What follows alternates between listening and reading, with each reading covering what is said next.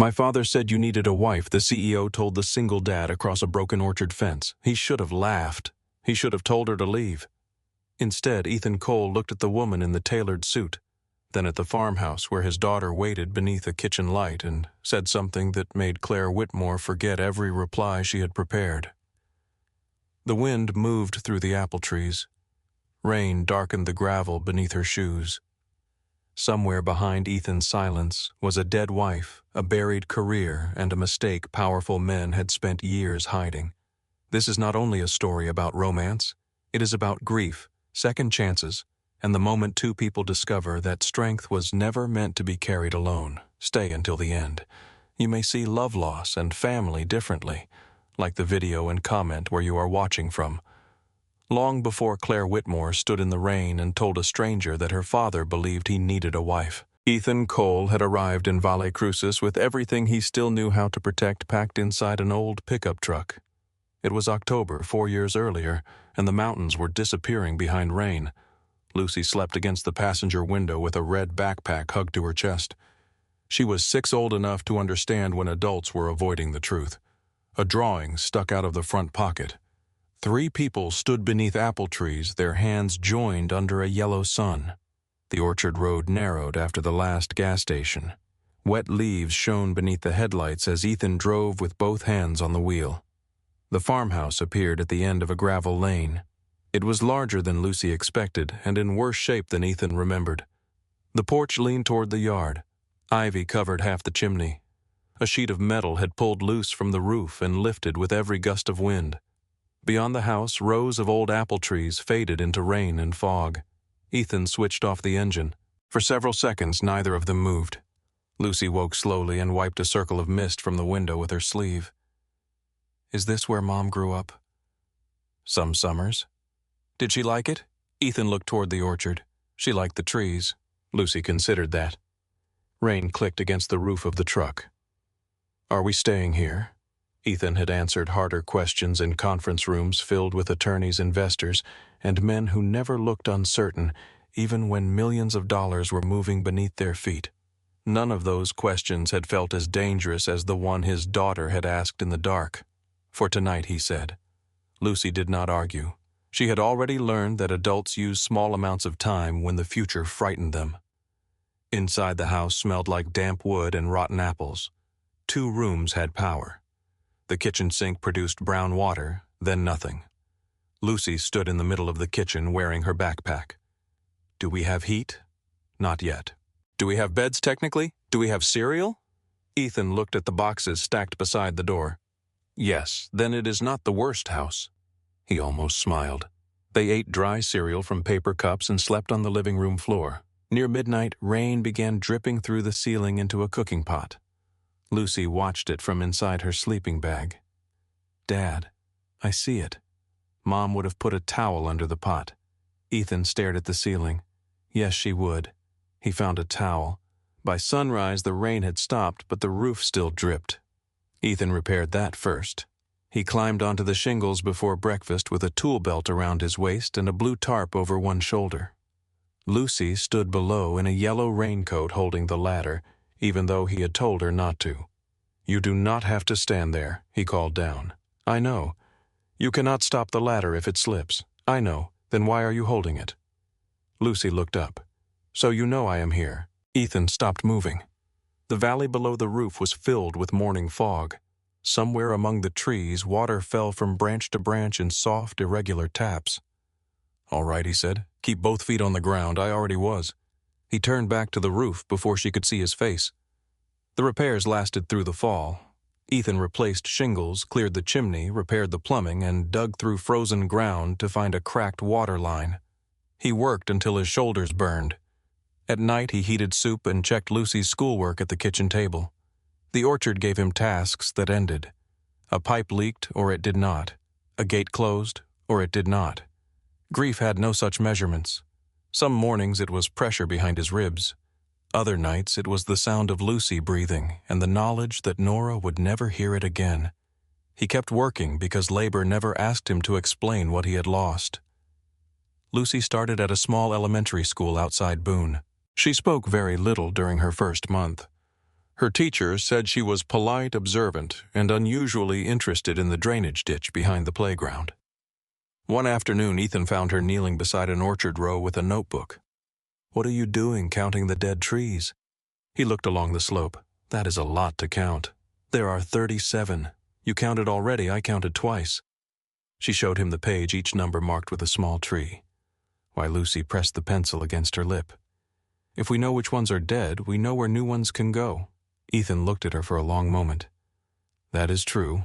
Mom said old things do not always have to be thrown away." "No, but dead trees do, sometimes." Lucy closed the notebook. "Can we plant new ones in spring?" Ethan looked at the ruined rows, then at the house, then at the child, waiting for an answer. Yes. It was the first promise about the future he had made since Nora died. Winter arrived early. Snow buried the orchard grass. Lucy spent evenings reading library books about soil and apple trees with Nora's photograph beside her glass of water. Ethan kept a sealed box of Nora's clothes upstairs. One night, Lucy came downstairs for a drink and found him sitting on the kitchen floor beside it. The tape had been cut, but the lid was still closed. She sat beside him without asking permission. For a while, they listened to the refrigerator hum. "I do not remember her voice every day," Lucy said. Ethan looked at her. "What do you mean, sometimes I remember it? Sometimes I only remember what she said." He put one hand over his mouth. Lucy placed her palm on the box. "We do not have to open it tonight." Ethan lowered his hand. "No," he said quietly. "We do not." The box remained closed until spring. Thomas Whitmore entered their lives because of a goat. Thomas owned the neighboring property. They met when one of Thomas's goats broke through a rotten fence and ate Ethan's young raspberry plants. Ethan led it back to the neighboring property with a length of rope. Thomas stood beside a small shed wearing an expensive coat over muddy pants. "I assume that is mine," he said. "It seems confident that everything is his." Thomas looked at the goat. "That is Gerald. Gerald ate 6 plants. He has expensive taste." Ethan handed over the rope. Thomas studied him, perhaps waiting for a complaint or a request for payment. Ethan turned to leave. "Mr. Cole." Ethan stopped. "I am sorry about the plants."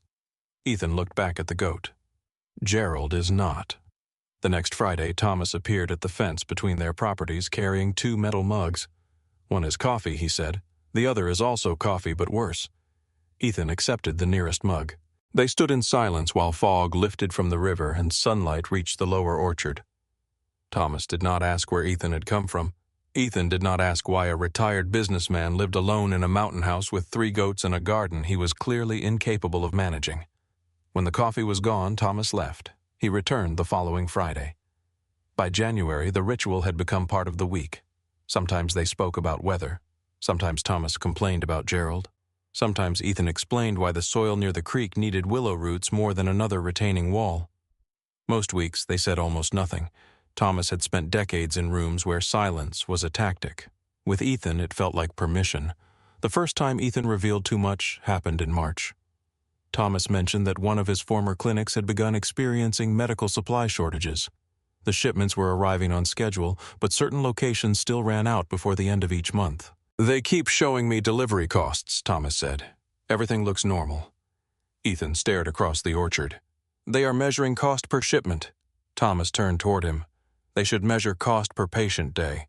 The current model hides where inventory sits too long and where it disappears too quickly. If the shortages are concentrated in the rural clinics, someone is using the wrong demand assumptions." Thomas watched him. Ethan seemed to realize what he had said. "What did you do before this?" Thomas asked. Ethan took a slow drink of coffee, something that kept me away from home. And now Lucy was walking through the orchard with her notebook stopping at each marked space where a new tree would be planted. Now I am home. Thomas did not ask again. He did, however, begin paying closer attention. Ethan could estimate drainage without writing anything down red property maps faster than Thomas's former attorneys, and build a wall that survived a flood which damaged the county road. Nothing about him matched the simple life he appeared to be living, yet he never mentioned a former office title or salary. Thomas recognized that silence because he had once worn a version of it himself. At 35, he had walked away from a promising legal career in Raleigh. He used $18,000 in savings to open a small wellness clinic in a strip mall outside Charlotte. His wife Margaret had stood beside him in the empty parking lot while he tried to explain the risks. She had listened until he ran out of words. Then she asked, "What do you need me to carry?" Thomas had never forgotten it. Blue Ridge Family Health eventually grew from that rented clinic into a regional healthcare company with 23 locations across 3 states. By the time Thomas retired, his daughter was ready to lead it. At least that was what everyone said. Claire Whitmore's mornings began before the sun rose over Charlotte. At 5:30, she reviewed reports from clinics in 3 states. By 7, she was in a glass conference room answering questions about staffing reimbursements and expansion. She was 38 and had been CEO for less than 2 years. Every decision was compared with something her father had done. If she moved quickly, she was reckless. If she asked for more data, she lacked instinct. If she defended a rural clinic, she was protecting his legacy. If she considered closing one, she was betraying it. Claire entered every room prepared for arguments no one had spoken yet. She kept her voice calm and her calendar full. A black dress waited in her office for investor dinners. Grant Mercer, the company's chief operating officer, understood how to make pressure sound like concern. One morning, he placed a market analysis on the conference table. "Independent healthcare groups are disappearing," he said. Claire turned the first page. Some are being acquired, some are being rescued, by companies that close the least profitable locations. Grant leaned back. "Your father built something admirable, Claire, but admiration is not a capital strategy." She closed the report. "Patience are not a capital strategy either. No, they are the reason we need one." His answer was good enough to survive the room.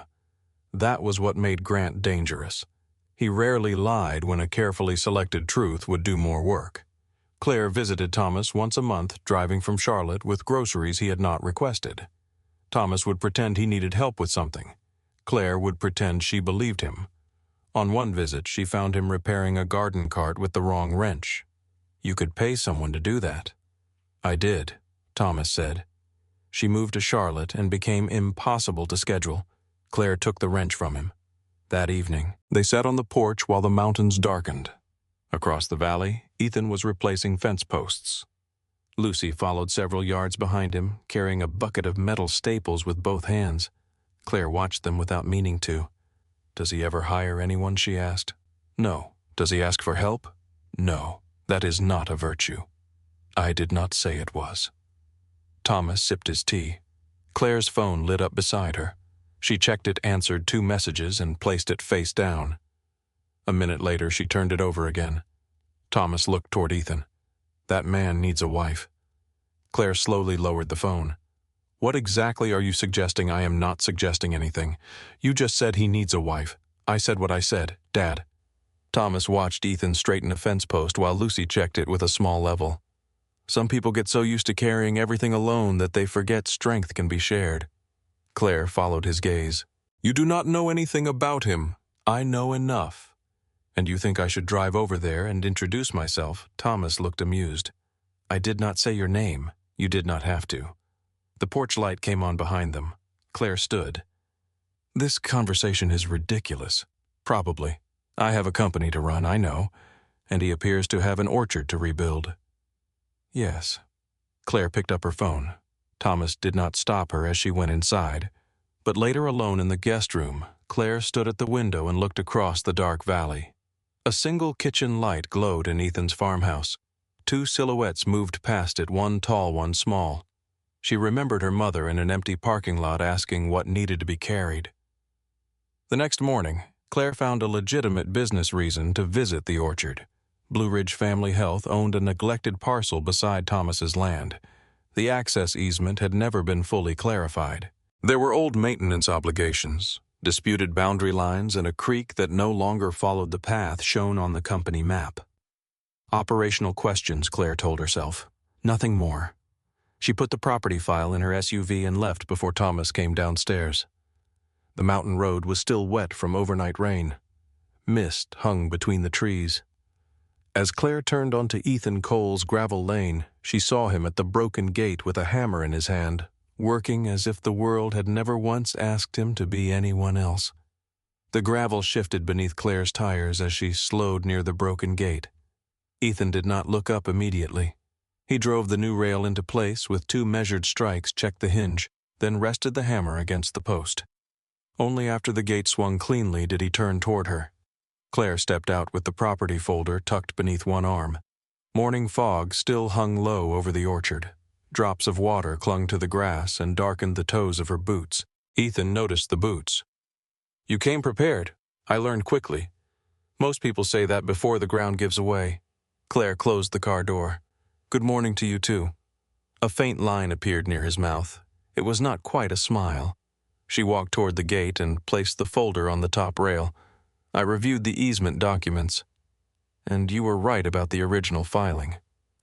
Ethan waited. Claire disliked how easily he made silence feel like a question. "The company map follows the modern fence," she continued. "The original easement follows the spring branch." "Yes, but the branch has moved." "Yes." She narrowed her eyes. "You could pretend to be surprised. I could. You are choosing not to. Yes." Claire opened the folder. "The eastern parcel is still company property. If the waterway moved, then the actual maintenance boundary may have moved with it." Ethan picked up his hammer. "No. Why not the water moved?" "The legal description did not. That creates a conflict. It creates paperwork." Claire studied him. "You make legal disputes sound like clogged drains." "They usually are. People leave them alone until something starts leaking." He walked through the gate and headed toward the northern edge of the orchard. Claire remained beside the road. "You are not going to invite me." Ethan glanced back. "You already followed me once." She closed the folder and followed him again. The north fence ran beside a narrow creek. Water moved over stones, polished smooth by years of spring floods. 3 posts leaned toward the current, though from the road they would have appeared almost straight. Ethan stepped down the bank. Claire stopped above him. The slope was steep and slick. She tested the mud with one boot. Ethan looked at her shoes, then at her face. "Do not say it," she warned. "I did not. You were thinking it. I was thinking you paid too much for boots with no grip." Claire stepped down anyway. Her heel slid. Ethan caught her by the forearm before she fell. For a second, neither of them moved. His hand was warm despite the cold air. Claire felt the pressure of his fingers through her coat sleeve. Ethan released her first. "Sideways," he said. "Put your weight on the outside edge." She followed his instruction and reached the creek bed without falling. "See," she said. "Quick learner. Still too early to tell." He crouched beside the first post and pressed his thumb into the soil. The earth collapsed beneath the surface, revealing a hollow pocket around the base. Claire looked down. It seemed solid. From the road. Ethan pushed the post with 2 fingers. It shifted several inches. The creek moved west after 2 heavy flood seasons. The bank looked stable because grass grew over it. Underneath, the water has been cutting the soil away. He dug his hand deeper and pulled out a clump of black earth. "People look at what is standing," he said. "They forget to ask what is moving underneath." Claire watched the current slide past his boots. The words settled too close to thoughts she had not spoken. "Are we still talking about the fence?" Ethan stood. "You came here about the fence. That was not an answer. It was the only one you asked for." He walked toward the next post. Claire followed more carefully this time. They spent the next half hour tracing the creek and comparing it with the old survey. Ethan had marked the flood line with small wooden stakes. Each one was dated in pencil. Claire stopped beside one. "You have been tracking this for 3 years. I live here. That does not explain why you record changes by date. It helps me know whether the ground is moving or whether I am imagining it." Claire looked toward him. Ethan was studying the creek, not her. For the first time, she wondered how often he had needed proof that something beneath him was changing. A small voice came from the top of the bank. "Dad."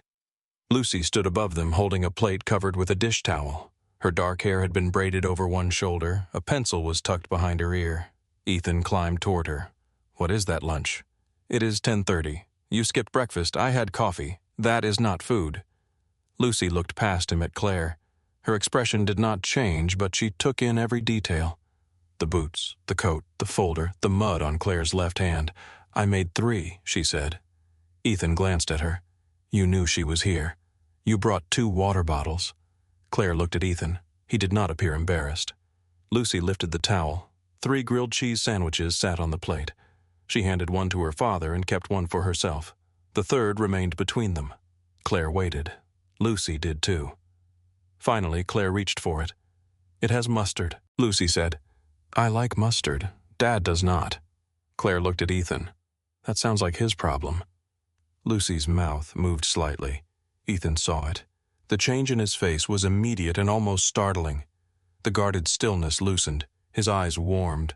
He looked younger, less like a man who had trained himself not to expect anything. Claire found herself looking away first. They ate beside the fence. Lucy explained that the orchard's northern slope held water too long in spring. She had drawn a drainage plan using shallow channels between the tree rows. Ethan listened as if she were presenting to a room full of experts. Claire studied the notebook. "You made this?" Lucy nodded. "These lines show the slope." "Yes, and the circles are trees. The healthy ones." "What about the empty spaces, dead trees?" Claire turned the page. On the next sheet, Lucy had drawn smaller circles in the gaps. New trees, in spring. Ethan looked at his daughter. "We have not decided how many yet." Lucy took another bite of her sandwich. "You said we could plant new ones. I said some. You did not say how many." Claire hid a smile. Lucy noticed. "You think I am right. I think your contract language is strong." Ethan looked between them. "I'm beginning to regret feeding either of you." When lunch was finished, Lucy carried the plate back toward the farmhouse. At the porch, she turned. Claire. It was the first time she had used her name. "Yes. Do you know anything about irrigation pumps?" Claire considered lying. "No." Lucy nodded as if this were useful information. "Okay." She went inside. Claire watched the screen door close. "She is testing me. She tests everyone. Did I pass? There is no pass. That sounds inefficient. It works for her." Claire returned her attention to the creek. For several minutes they marked changes on the survey. When they reached the last post, Ethan stepped back. "Your company owns the land, but the maintenance line is fixed to the original description. I can reset the posts. Your legal department should record the change so no one argues about it 10 years from now." Claire looked at him. "You could charge us." "I could. You're choosing not to." "Yes. Why, the fence keeps livestock out of my orchard, so this is self-interest. Mostly." She knew it was not. Back in Charlotte, Claire placed Ethan's marked survey beside the original property file. The language in the transfer agreement bothered her. A paragraph near the end referenced a restriction contained in the company's founding charter. The wording was familiar, not identical to the easement clause, but similar enough to explain Ethan's note. "This language appears elsewhere." Claire called Naomi. "I need every version of the Blue Ridge Charter." Naomi was silent for half a second. "All of them." "Yes. Why?" "I found a reference in an old property transfer. Where Vale Crucis." Another pause. "Do not discuss this with Grant." Claire sat straighter. "That is a serious instruction, I know. Then explain it, not by phone." "Naomi, I will send the documents. Read Section 12 of the original charter before tomorrow's board meeting." The call ended. Claire stared at her phone. Naomi had worked for the company for 11 years. She had never spoken in riddles. She disliked drama and avoided speculation. If she refused to explain something by phone, there was a reason. Within 10 minutes, a secure folder appeared in Claire's inbox. It contained 7 versions of the corporate charter. The original was dated 2003. Claire opened Section 12. The language was dense, written by people who expected future attorneys to argue over every sentence. The provision created an independent patient care trust with authority to challenge any transfer of control that could reduce access to rural health care. The trust could request financial disclosures, delay a sale, and in certain circumstances prevent it. Claire read the section twice. She had never seen it. She searched recent board packets. The provision did not appear. She searched transition documents from the year she became chief executive. Nothing. At 9 the next morning, Grant Mercer stood at the front of the boardroom beside a screen displaying the North Star Medical Partners logo. He wore a navy suit and the calm expression of a man presenting an opportunity no reasonable person could oppose. "North Star has increased its preliminary valuation," he said. "The revised offer is $410 million. Several board members leaned forward. Claire did not. Grant advanced the slide. The proposal promised new technology, improved purchasing power, and wider access to specialty care. It also placed operational control with North Star after 12 months. Claire read the footnotes. How many locations will be consolidated? Grant looked toward her. The final plan has not been determined. How many are projected? The model identifies 7 facilities with overlapping service areas, 7 rural clinics, 7 facilities operating below sustainable margins. Where will those patients go? North Star will create regional care pathways. That means farther away. It means centralized resources. Claire held his gaze. Patients cannot drive a regional care pathway. The room became quiet. Grant folded his hands. No one is proposing abandonment. But keeping every location open because your father opened it is not strategy. The words were carefully chosen. Claire heard the challenge beneath them. This was not about data alone. Grant was framing her as sentimental, inexperienced, and unable to separate family loyalty from leadership. Send me the complete closure analysis, she said. You will have it this afternoon. And the compensation schedules for every executive tied to the acquisition. Grant's expression did not move. Those are standard. Then they should be easy to provide. The meeting continued, but the room had shifted. Afterward, Naomi waited in the corridor. She handed Claire a thin folder. The founder stewardship provision, Naomi said quietly. You knew about it? Yes. For how long since I joined the company? And no one thought the chief executive should be informed. Naomi looked toward the closed boardroom doors. Some people thought the opposite. Claire opened the folder. Inside was a trust renewal document signed 7 years earlier by Thomas. This is active. It appears to be. Appears Grant's counsel will argue that it expired. Did it? Naomi's jaw tightened. I do not believe so. But belief is not enough for a board vote. Claire thought of Ethan pressing his hand into soil that looked solid from above. What is moving underneath? She asked. Naomi studied her. Grant has been discussing North Star for longer than he admits. How long? I am still proving that. Why did you wait to tell me? Because suspicion without evidence would have made me look disloyal. Evidence without your authority would have disappeared. Claire closed the folder. And now? Now Grant believes the vote is close enough that he no longer has to hide everything. That evening, Claire sat alone in her office with the original charter open on one screen and North Star's proposal on the other. The city glowed beyond the glass walls. Cars moved through the streets 17 floors below. From that height, traffic looked orderly. No horns, no sudden stops. Just white lights in one direction and red lights in the other.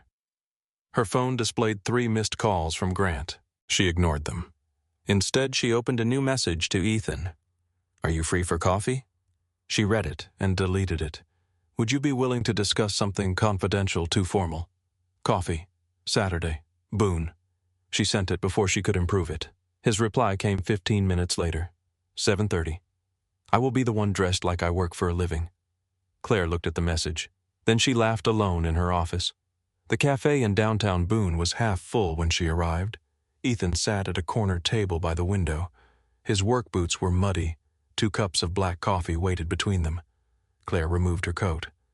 How did you know I drink it black? You drank it at the orchard. That was 1 cup. You finished it. That proves very little. You do not put anything in what you intend to finish. Claire sat across from him. That makes even less sense. Ethan lifted his cup. You still sat down. They talked first about nothing important. Thomas had attempted another batch of goat cheese and created something Lucy described as building material.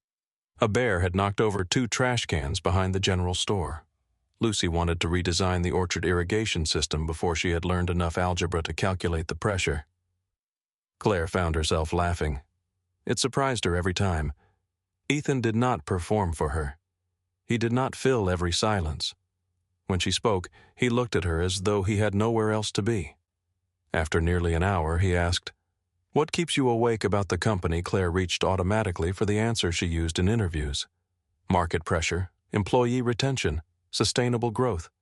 The words formed and stopped. Ethan waited. Claire looked through the window at a dog crossing the street between 2 parked trucks. Someone is trying to sell what my father built, she said, and call the sale progress. Ethan did not nod in agreement. He did not tell her what to do. He lifted the coffee pot and refilled her cup. The quiet made room for honesty. I do not know whether I am protecting the company, Claire continued, or protecting my father's opinion of me. Those are different fights, I know. Do you? She looked at him. You enjoy being irritating. No, you are very natural at it. A corner of his mouth lifted. Claire turned the cup between her hands. If I reject the sale because of him, they will say I am sentimental. If I accept it, I could destroy the reason the company exists. What reason is that people in small towns should not lose health care because their address does not produce enough profit? That sounds like your reason. It was his first. That does not make it less yours. Claire became still. No one at the company spoke to her that way. They either treated Thomas's legacy as sacred or used it to question her independence. Ethan treated it as something she was allowed to choose. When they stepped outside, the air had turned colder. Claire stood beside her SUV. I found the language you mentioned. Ethan's expression changed almost invisibly. In the charter, yes. She did not ask how he knew. Not yet. The following weekend, Claire returned to Valle Crucis. The farmer's market filled 2 blocks of downtown with produce, bread, honey, and late-season flowers. She found Lucy examining a crate of apples. These were picked early, Lucy said. Claire looked at the red fruit. They look fine. That is how they get you. Lucy moved to the next stall and selected 3 apples with pale yellow streaks. Claire bought a bag. They walked between the tables together. Do you always leave when your phone rings? Lucy asked. Claire looked at the device in her hand. Usually. My mom used to say work calls twice if it really matters. The statement was calm, but Claire heard the warning inside it. Across the market, Ethan stood near a table of pumpkins. He had seen them. He did not come closer until Lucy waved him over. They ate lunch at a picnic table beside the river. Halfway through the meal, Claire's phone rang. Grant. Lucy continued eating, but her eyes moved toward the screen. Claire watched the call end. A second later, it rang again. She turned the phone face down. He called twice, Lucy said. Yes. So it matters. Probably. Aren't you answering? Claire picked up her sandwich. Not yet. Lucy nodded once and returned to her food. For the rest of lunch, the phone remained silent. Later at the orchard, Claire showed Ethan a single page from the founder's stewardship provision. She had removed the company name and every confidential detail. He read it once. His jaw tightened. You have seen this language, she said. Yes, where in an agreement no one understood until it was too late. Can this provision expire? Not because people ignored it. Grant's lawyer says it can. Then Grant's lawyer expects no one to read beneath the conclusion. Claire watched him. You know, corporate agreements. I know what bad ones look like. You know, case law. I know when someone is using complexity to create doubt. Who were you? Ethan folded the page and handed it back. I am Lucy's father. That is not all you are. It is the part that matters. Inside the farmhouse, Lucy sat at the kitchen table drawing channels between rows of apple trees. Ethan looked toward her. I am not the person you should ask. Claire slipped the page into her folder. You are the only person giving me an answer that does not sound prepared. She walked to her car. Ethan remained beside the fence as she drove away. That night, after Lucy went to bed, he climbed the stairs and opened the closet in his room. A wooden box sat beneath folded blankets. He carried it to the bed and unlocked it. Inside were old business cards, court transcripts, legal memoranda, and a photograph of Nora standing outside a courthouse in Charlotte. At the bottom lay a newspaper clipping about the collapse of Ashford Capital's largest merger. Ethan's name appeared in the final paragraph. Senior Vice President of Transaction Risk. He sat on the edge of the bed with the clipping in his hand. From the hallway came the soft sound of Lucy turning a page. Ethan picked up his phone. He found a number he had not called in 4 years. The line rang twice. Then a man answered. Ethan looked at Nora's photograph. I need you to check a case, he said. The line remained quiet for several seconds. Ethan could hear traffic on the other end, the hollow rush of tires passing beneath a bridge. Then the man who had answered let out a breath. I wondered how long it would take you to call. Ethan looked down at the newspaper clipping in his hand. Daniel. 4 years, Ethan. I know. That is not an apology. I did not call to apologize. Daniel Reeves gave a tired laugh. No, you never did enjoy the easy conversation. Ethan stood and crossed the bedroom.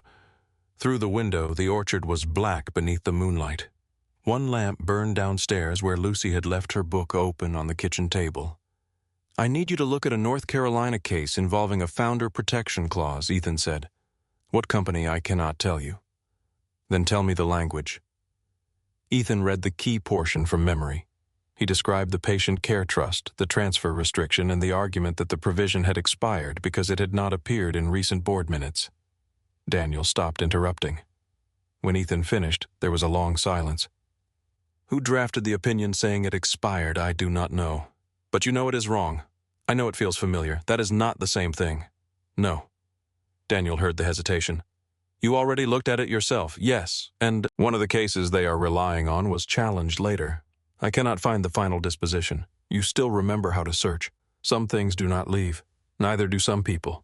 Ethan closed his eyes. Daniel had represented several employees after the Ashford collapse. He had also represented Nora during the months when her company tried to make her concerns disappear behind internal procedure.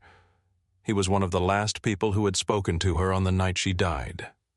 I will check the case, Daniel said. Send me what you have. I cannot send company documents. Then send the citations.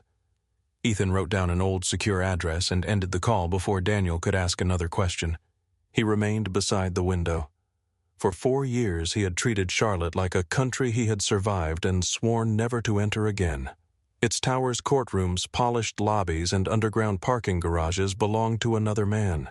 That man wore expensive suits and spoke in language designed to remove fear from dangerous decisions. That man believed there was always someone above him who understood more. Ethan had spent 4 years trying to become someone else. The orchard had allowed him to believe he had succeeded. His phone vibrated 23 minutes later. Daniel had sent a single message. Call me. Ethan did. The case was reversed, Daniel said. When 2019. The appellate opinion is buried inside a procedural ruling about standing. Most searches return the original decision because it was cited more often. Ethan moved to the desk and opened a notebook. What did the court say? That a dormant clause does not become void merely because the parties fail to invoke it. If the obligation was renewed properly and no termination condition was met, it survives. The charter provision was renewed. Then it did not expire. Ethan wrote down the docket number. Daniel continued. There is something else. The court criticized counsel for presenting the original ruling without acknowledging the later reversal. So whoever wrote the memo either did not check, or checked and hoped no one else would. Ethan stared at Nora's photograph. Can you send me the opinion I already did? Thank you. Do not thank me yet. Ethan waited. Are you going to tell her who you are? No. Daniel was quiet. Then you are doing it again. Ethan's fingers tightened around the phone. Doing what's standing close enough to see the fire and far enough away to say it is not yours. This is different. It always feels different when fear is making the decision. I have a daughter. Yes, you had a wife too. Ethan said nothing. Daniel's voice softened. I am not telling you to return to Charlotte. I am telling you that hiding your name does not make the truth cleaner. The call ended. Ethan remained at the desk until the house settled around him. In the morning, Lucy found him outside before sunrise, stacking split wood beside the shed. She wore her coat over her pajamas. You are loud, she said. You are supposed to be asleep. You are supposed to be making breakfast. He looked toward the farmhouse. I lost track of time. Lucy studied him. You opened the box. Ethan stopped stacking. She had seen the newspaper clipping on his desk. He set the piece of wood down. Go inside. I will make breakfast. What was Ashford Capital? The name sounded wrong in the orchard. Ethan pulled off his gloves. Where did you see that on the paper? You were in my room. The door was open. That does not mean you go through my things. I did not go through them. They were on the bed. Ethan looked toward the house. Anger arrived first because it was easier than everything beneath it. You should not have read those. Lucy folded her arms. You read everything I leave out. That is different. Because you are my dad, yes. That is not a reason. Ethan took a slow breath. Lucy waited. She had inherited Nora's stillness when she believed someone was avoiding the truth. Ashford was an investment company, he said. Did you work there? Yes, what did you do? I reviewed transactions before the company completed them. You fix numbers. Sometimes. The newspaper said people lost their homes. Ethan looked past her toward the rows of bare trees. It was more complicated than that. That is what adults say when the simple part is bad. He met her eyes. Lucy's voice remained calm. Did you cause it? No. Did you know not all of it? That is not what I asked. Ethan felt the morning cold inside his lungs. I saw things that concerned me. Did you tell anyone I asked questions? Did you stop it? He could have told her about committees, reporting structures, council reviews, and the authority he did not possess. None of it answered the question. No, he said. Lucy looked down at the wood between them. Mom would have. The words entered him without force. That made them worse. Lucy turned and walked back toward the house. Lucy. She stopped, but did not face him. I know, Ethan said. She waited. He had nothing else. Lucy went inside. By 8 that morning, Ethan had read the appellate opinion 3 times. He printed the relevant pages, compared them with the charter language Claire had shown him, and wrote his analysis by hand because he no longer trusted printers with anything he could not afford to leave behind. The provision had been renewed. The court had rejected the argument Grant's counsel was using. Any attempt to complete the acquisition without notifying the Patient Care Trust could expose the board to claims that it had violated its duties. More important, the structure of the argument suggested intent. No competent attorney would rely on the original case without finding the reversal. At the top of the first page, Ethan wrote one sentence. Ask who benefited from keeping you uninformed. He placed the analysis in a manila envelope. Before sunrise the next day, he drove toward Charlotte. The city appeared gradually beyond the highway glass towers rising out of gray morning light. Ethan's hands tightened around the steering wheel. The last time he had driven those streets, Lucy had been asleep beside him, and Nora's clothes had been packed in boxes behind their seats. He parked 2 blocks from Blue Ridge Family Health. Men and women crossed the lobby carrying coffee and access cards. Their shoes clicked against polished stone. No one looked at him twice. At the reception desk, he placed the envelope on the counter. For Claire Whitmore. Do you have an appointment, and may I have your name? Ethan looked toward the elevators. No. He left before the receptionist could ask again. At 8:40, Claire found the envelope on her desk. She recognized the handwriting before she opened it. The analysis was concise, but every sentence carried a reference. The reversed opinion, the trust renewal, the potential conflict, the legal exposure. She read the final line twice. Ask who benefited from keeping you uninformed. Claire reached for her phone. She stopped before calling Ethan. Instead, she called Naomi. Come to my office. Naomi arrived 4 minutes later. Claire handed her the analysis. Verify everything. Naomi read the first page while standing. Where did you get this? Does it matter? It may. Verify it first. Naomi left without further argument. By noon, 2 outside firms had confirmed Ethan's conclusion. The provision was active. The case cited by Grant's counsel had been reversed. The memo had omitted the reversal. Claire called Naomi again. Now tell me what you know. Naomi entered carrying a gray document box. She placed it on the conference table inside Claire's office and removed a folder. The paper inside was dated 8 months before Claire became chief executive. Minutes from an internal leadership meeting. Claire scanned the first page. Grant's name appeared near the top. In the 5th paragraph, the language became direct. The incoming chief executive should not be briefed on the founder stewardship provision, as disclosure may unnecessarily complicate future strategic transactions. 3 board members had signed beneath the recommendation. Claire read it again. They planned this before I accepted the job. Naomi stood across from her. Yes, you had this. I found it 6 months ago, and you said nothing. I did not have proof that Grant had moved beyond discussion. You had proof he concealed a charter provision from me. I had a meeting record signed by people who could remove me before lunch. Claire looked up sharply. Naomi did not retreat. I have spent 11 years watching him build influence, she said.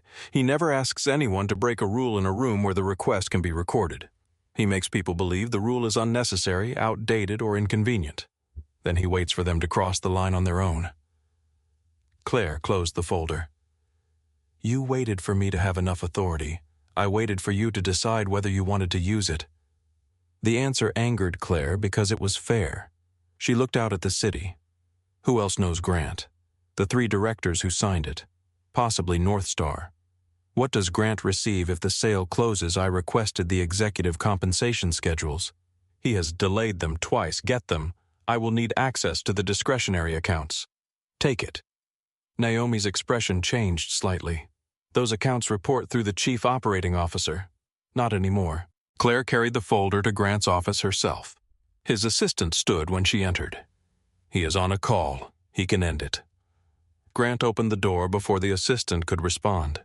He smiled when he saw Claire. Give me 1 minute. No. The smile remained, but the warmth disappeared. Grant ended the call and motioned her inside.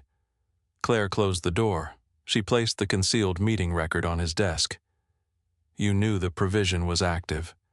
Grant glanced at the first page. I knew it existed. You recommended that I not be told. I recommended avoiding confusion during the transition. You were planning a sale. I was planning for strategic options. Claire placed the appellate opinion beside the meeting record. The case your lawyer cited was reversed. Grant looked at the paper. The pause lasted less than a second. It was enough. Legal opinions differ, he said. This is not an opinion. It is the final disposition. Our counsel will respond. Your counsel omitted it. Grant sat back. Where did you get this? Claire did not answer. His gaze moved to Ethan's handwritten notes. Recognition sharpened his face. The orchard man. Claire remained still. Grant almost laughed. You are making decisions about a $410 million company based on advice from a man who repairs fences. No. I am making decisions based on facts your lawyer misrepresented. You know nothing about him. I know he found what your counsel hoped I would miss.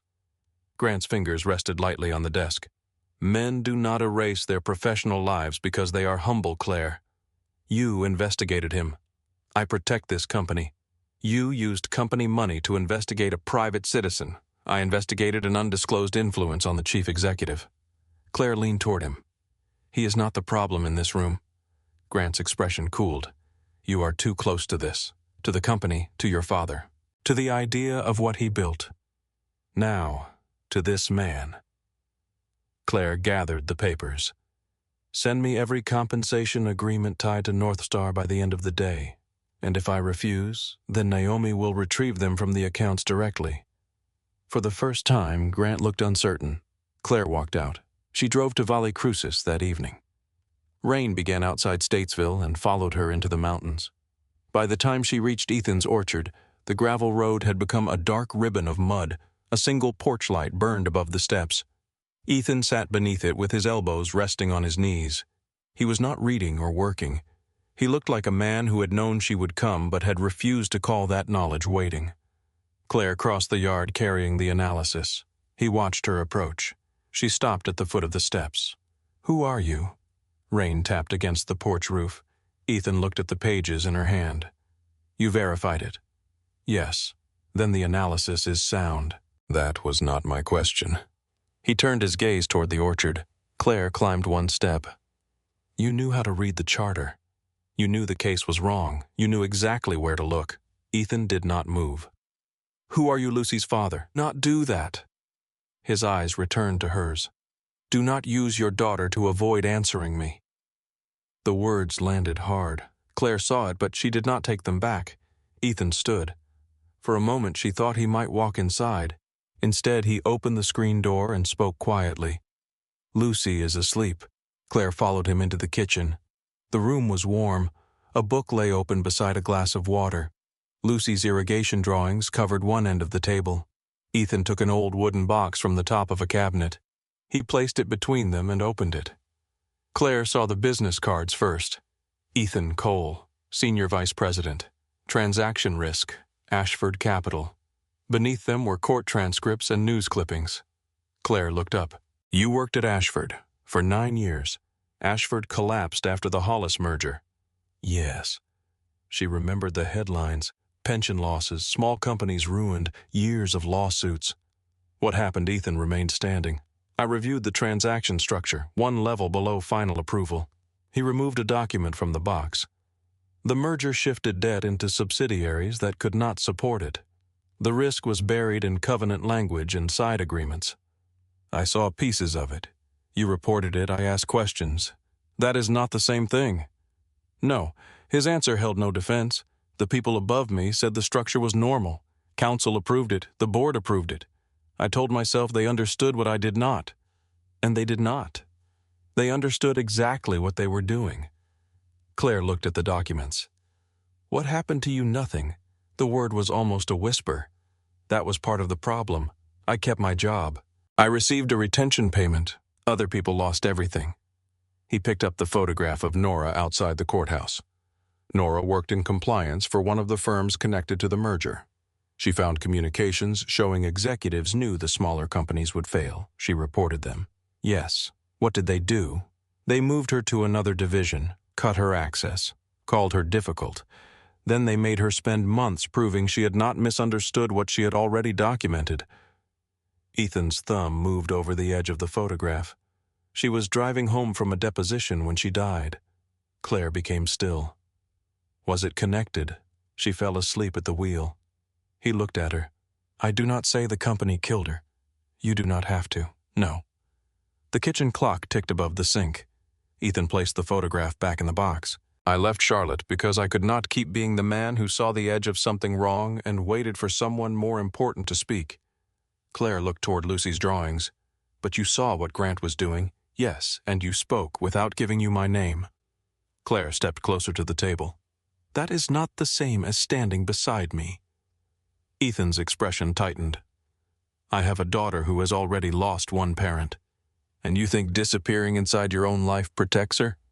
He stared at her. Claire's voice softened, but not enough to remove the truth.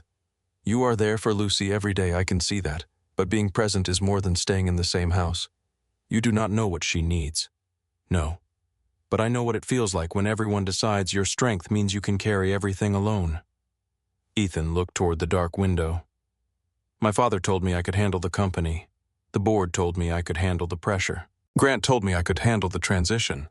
Claire folded her arms against herself. No one asked whether I should have to handle all of it alone. The anger left Ethan's face.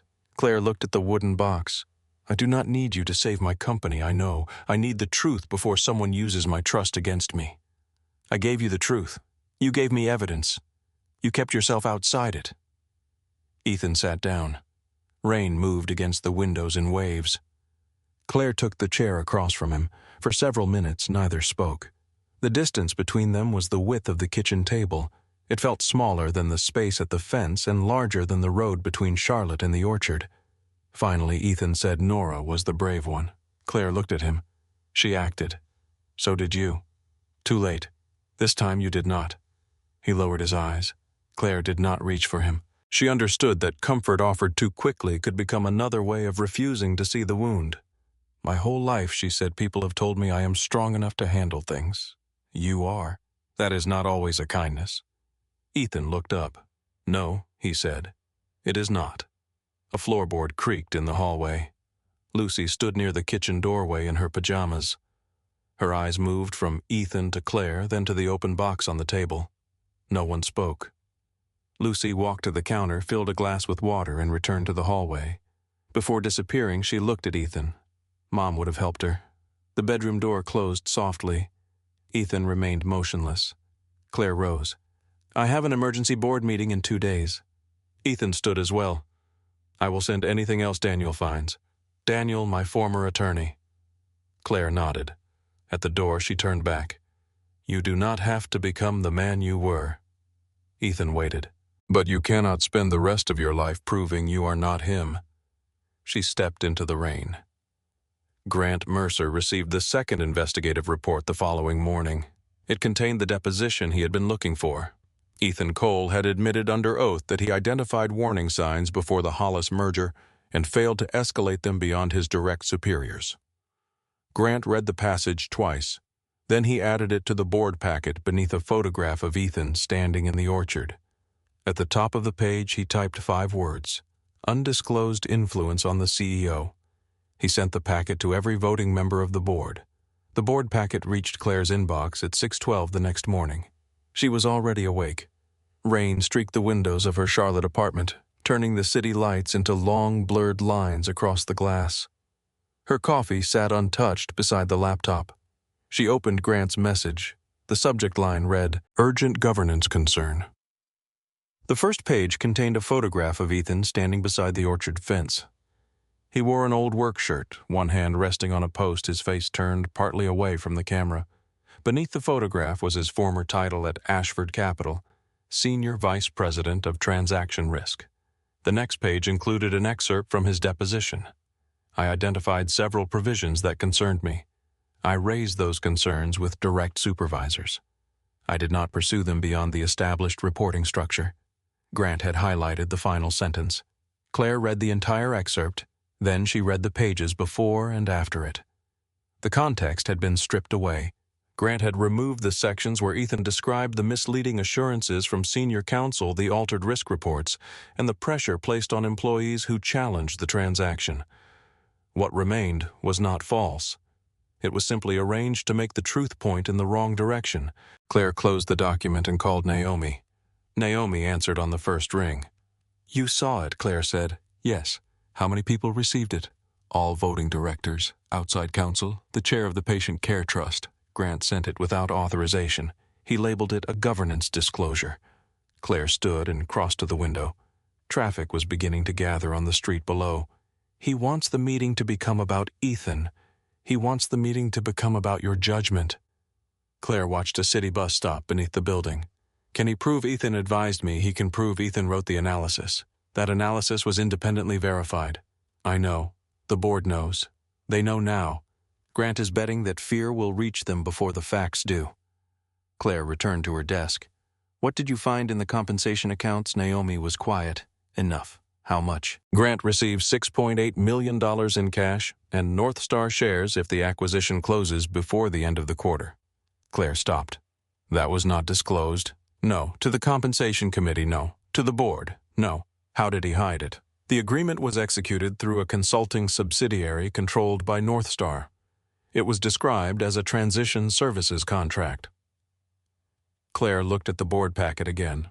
"He investigated Ethan with company money while concealing his own financial interest." "Yes. Do we have the original agreement?" "We have a copy from the discretionary account records. I am still confirming the signatures." Claire closed her laptop. "Bring everything." The emergency board meeting was scheduled for 10.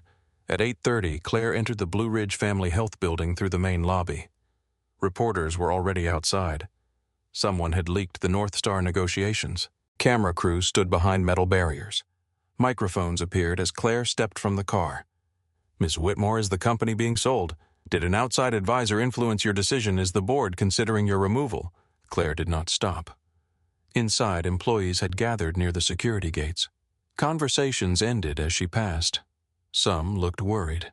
Others looked away. Claire understood what Grant had done. He had moved the fight beyond the boardroom. If the meeting failed, she would not only lose the vote, she would lose the confidence of the people expected to follow her afterward. Naomi joined her inside the elevator. She carried 2 document boxes. "North Star denies authorizing the leak," Naomi said. "Of course they do. The trust chair requested 20 minutes before the vote. Give her whatever she needs." Naomi studied Claire. "You have not asked whether we have enough." Claire watched the floor numbers rise. "Do we have enough to stop the acquisition?" "That was not my question." Naomi understood. "We have enough to prove Grant concealed a financial interest and misused company funds. Whether the board acts on it depends on how much they fear the consequences." The elevator stopped. Claire stepped into the executive corridor. "Then let us make inaction more expensive." The boardroom overlooked central Charlotte. A long walnut table filled the center. 20 leather chairs faced a wall of windows. The North Star proposal had been placed at every seat, its silver cover reflecting the morning light. Grant stood near the screen, speaking quietly with 2 attorneys. He looked rested. Claire knew he had probably slept well. Men like Grant rarely lost sleep before a conflict. They believed preparation made them innocent. Thomas appeared on a video screen at the far end of the room. He sat in his study in valet crucis, wearing a dark sweater and reading glasses. His face gave Claire nothing. The independent board chair, Francis Keller, called the meeting to order at 10:03. Today's agenda includes the proposed acquisition by North Star Medical Partners, the founder stewardship provision and concerns raised regarding outside influence on executive decision-making. Grant folded his hands. Francis looked toward him. You requested the final item. You may begin. Grant rose. He spoke without notes. Blue Ridge Family Health has reached a point of strategic vulnerability. Our mission remains strong, but our capital structure does not. North Star offers resources that will protect patients, preserve employment, and ensure long-term stability. He changed the screen. Charts showed rising technology costs, physician shortages, and lower margins at rural clinics. Nothing on the slides was invented. That made the presentation stronger. Grant continued. Over the past month, however, the chief executive has delayed the transaction based partly on advice supplied by an undisclosed individual with a personal connection to her family. Ethan's photograph appeared. Several directors shifted in their chairs. Claire did not. This individual, Grant said, was a senior risk executive at Ashford Capital during the Hollis merger. That transaction later collapsed, destroying retirement accounts and causing severe losses across the region. He displayed the deposition excerpt. Mr. Cole admitted under oath that he identified warning signs and failed to act beyond routine reporting channels. Grant paused. The board is being asked to reject a $410 million transaction because the CEO has relied upon analysis from a man whose most significant professional experience ended in failure. Claire watched the directors. Grant was not speaking to their reason. He was speaking to their fear of being blamed. Furthermore, he said Mr. Cole's relationship with the Whitmore family was not disclosed. He lives beside the founder. He has met privately with the chief executive. His analysis arrived anonymously and outside approved legal channels. Grant turned toward Claire. This is not due diligence. It is emotional dependence disguised as leadership. The room became silent. Francis looked at Claire. You may respond. Claire stood. She carried no notes to the front of the room. Mr. Cole did not make the decision before this board. She placed the appellate opinion on the table. He identified a case that Grant's counsel cited incorrectly. Naomi verified it. 2 independent law firms verified it. The Patient Care Trust verified it. She placed the trust renewal beside the opinion. The founder stewardship provision remains active. One of Grant's attorneys leaned forward. Our position is that the renewal may be challenged. Claire looked at him. You may challenge it in court. You may not describe it to this board as expired. The attorney sat back. Claire placed the concealed meeting minutes in front of Francis. This document was created 8 months before I became chief executive. Francis began reading. Claire continued. It recommends that the incoming CEO not be informed about the founder's stewardship provision because disclosure could complicate future strategic transactions. She looked toward the 3 directors who had signed it. One stared at the table. Another removed his glasses. The third opened a folder but did not read it. Grant spoke. The document reflects a preliminary discussion. It contains your recommendation and 4 signatures. It was never adopted as formal policy. You did not need a formal policy. You needed silence. Grant stood. Claire, this is exactly the problem. You are personalizing a strategic decision. She looked at him. You had your turn. Her voice was quiet. It stopped him more effectively than anger would have. Claire returned her attention to the board. Before we discuss North Star, this board must understand the conduct used to place that proposal before us. She nodded to Naomi. Naomi opened the first document box. She distributed copies of the investigation invoices. Over the last 3 weeks, Naomi said Grant authorized more than $40,000 in company funds to investigate Ethan Cole. Grant's attorney stood. That inquiry concerned a potential undisclosed advisor. Naomi placed another document beside the invoices. The payments came from a discretionary operating account with no compliance review. She opened the second box. This is the transition services agreement between North Star Advisory Holdings and Mercer Strategy Partners. Grant's face did not change. His eyes did. Naomi continued. Mercer Strategy Partners is controlled by Grant Mercer.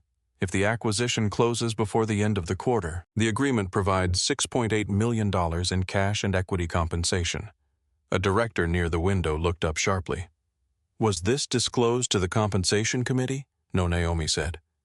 Was it disclosed in the acquisition materials? Number Grant rose again. The agreement is a standard retention arrangement. Francis looked at him.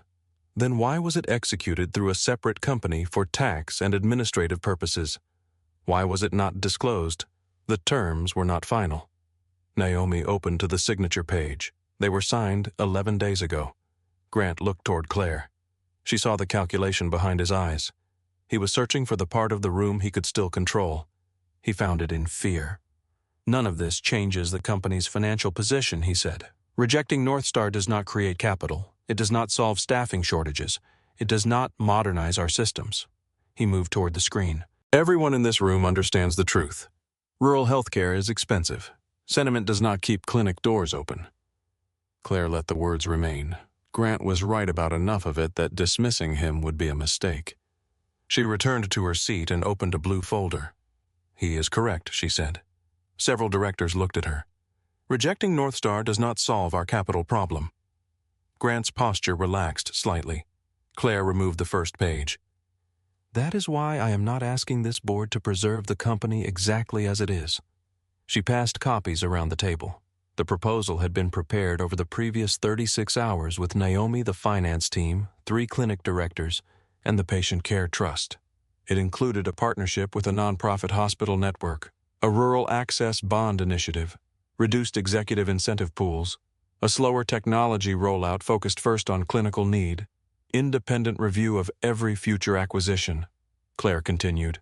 Northstar's internal model identifies 7 rural clinics for closure within 18 months. Grant interrupted. That model is preliminary. It is signed by their integration director. The trust chair turned to Grant. Why was the trust not given that document? Grant did not answer. Claire displayed a map of the affected communities. Red circles appeared across western North Carolina and eastern Tennessee. For some patients, closure means an additional 90 minutes of travel. For others, it means no regular primary care.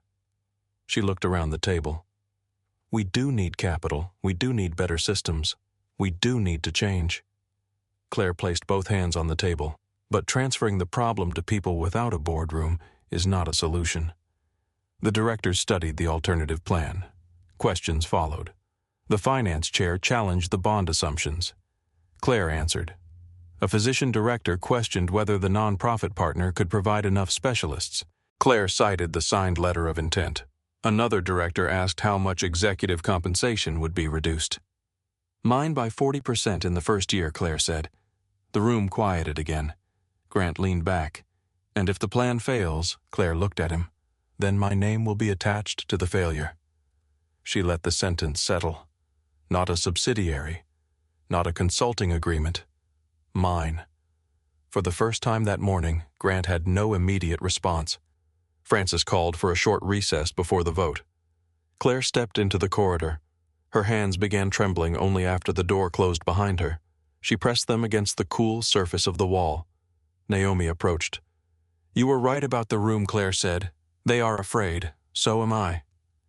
Naomi stood beside her. That may be why they are listening. At the far end of the corridor, the elevator doors opened. Ethan stepped out. He wore a dark jacket over a clean work shirt. His boots were polished badly enough that Claire knew Lucy had probably tried to help. Claire stared at him. What are you doing here? Francis asked whether I would answer questions. I told her not to involve you. She did not call me. Claire understood. Lucy. Ethan nodded.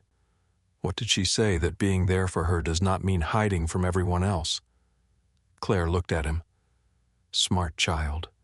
Terrifying child. For one brief second, the pressure inside Claire's chest loosened. Then she saw the reporters gathering near the elevator lobby. You should leave through the service exit. Ethan's expression closed.